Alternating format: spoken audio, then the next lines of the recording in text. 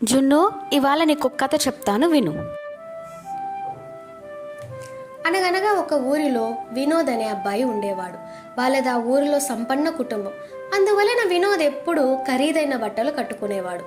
ఒకరోజు వినోద్ బడికి వెళుతున్నప్పుడు దారిలో ఒక అబ్బాయి కనిపించాడు. తను వినోద్ని చూసి నవ్వుతూ, నా పేరు సీను, మేము ఈ వీధిలోకి కొత్తగా వచ్చాం, నేను కూడా మీ బడిలో చదువుతున్నాను అని చెప్పాడు. సీను వాలకం వినోద్కి ఏమాత్రం నచ్చలేదు. తను వేసుకున్న నలిగిపోయిన పాత బట్టలు, అరిగిపోయిన చెప్పులు చూస్తే చీదరగా అనిపించింది. ఒక్క మాట కూడా మాట్లాడకుండా ముఖం పక్కకు తిప్పుకొని గబగబా నడుస్తూ బడికి వెళ్ళిపోయాడు. వినోద్ స్కూల్కి వెళ్ళిన కాసేపటి తర్వాత సీను కూడా వెళ్ళాడు. తనని చూస్తూనే వినోద్కి చిరాకు పడ్డాడు. అయితే క్లాస్లో టీచర్ అడిగిన ప్రశ్నలకు సీను టకటకా సమాధానాలు చెప్తుంటే ఆశ్చర్యపోయాడు. తనకి కూడా తెలివితేటలున్నాయా అనుకున్నాడు.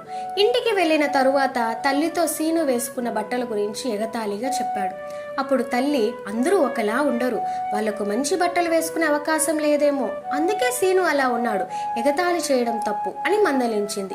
మరుసటి రోజు వినోద్ స్కూల్కి వెళుతున్నప్పుడు దారిలో ఒక పెద్ద చెట్టు కొమ్మ విరిగి మీద పడబోయింది. వెనుకే వస్తున్న సీను వినోద్ చేయి పట్టుకొని పక్కకు లాగాడు. దానితో వినోద్కి ప్రాణాపాయం తప్పింది. సీను మంచితనం ఏమిటో వినోద్కి అర్థమైంది. తను ఎంత చులకనగా చూసినప్పటికీ అది తన మనసులో పెట్టుకోకుండా తన ప్రాణాలు కాపాడాడు. దాంతో సీనుకు కృతజ్ఞతలు చెప్పడమే కాకుండా తన ప్రవర్తన పట్ల క్షమాపణలు కూడా కోరాడు వినోద్. అప్పటి నుంచి వారిద్దరూ మంచి స్నేహితులుగా మారారు. నీతి: ఎదుటి వారి దుస్తులను బట్టి వారి వ్యక్తిత్వాన్ని అంచనా వేయకూడదు.